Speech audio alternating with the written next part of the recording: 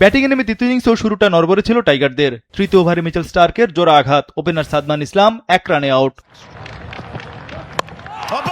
Test specialist Mominul golden duck, 5 রানে 2 wicket পতনে চাপে পড়ে যায় বাংলাদেশ। ওপেনার তানজিদ তামিমও বেশিক্ষণ টিকে থাকতে পারেননি ক্রিজে। তানজিদ আউট 9 রানে। লাঞ্চ পর্যন্ত বাংলাদেশের সংগ্রহ 3 উইকেটে 39 রান। অধিনায়ক নাজমুল শান্ত 23 রানে ও মুশফিকুর রহিম 4 রানে অপরাজিত ছিলেন। লাঞ্চের পর নাজমুল শান্ত উইকেট বিলিয়ে দিয়ে আসেন। টাইগার অধিনায়কের সংগ্রহ 31 রান। সফরে রানের খাতা খুলতে পারলেন না এবারও লিটন দাস।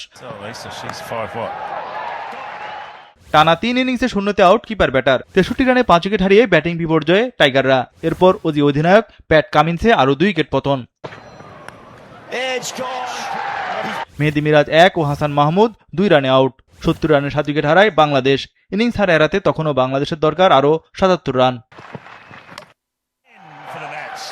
4 বিরতি পর্যন্ত বাংলাদেশের সংগ্রহ 8 উইকেটে 95 রান। এতে ম্যাকওয়ে টেস্টে ইনিংস হারের সংখ্যায় বাংলাদেশ। মুশফিকুর রহিম 29 রানে অপরাজিত ছিলেন। বসুন্ধরা টিস্যু, অশুদ্ধতার বিরুদ্ধে এক বিন্দুও ছাড় নয়। 4 বিরতির পর প্রথম ওভারে শেষ 2 উইকেট হারায় টাইগাররা। এতে 95 রানে গুটিয়ে যায় বাংলাদেশের দ্বিতীয় ইনিংস। অস্ট্রেলিয়া ম্যাচ জেতে ইনিংস ও 51 রানে। মুশফিক এক প্রান্তে 29 রানে অপরাজিত ছিলেন। টেস্টে প্রথমবার 2 ইনিংসে 100 নিচে অল আউটে লজ্জায় পড়ল বাংলাদেশ।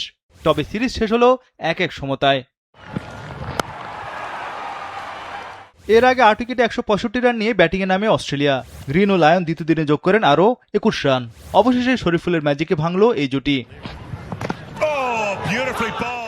বিদেশের মাটিতে বাংলাদেশের জার্সিতে সেরা বোলিং এখন শরীফুলের। 1993 সালে কাটলি অ্যাম্বোজের পর প্রথম কোন বিদেশি বোলার হিসাবে অস্ট্রেলিয়ার মাটিতে 7 উইকেট নিলেন শরীফুল।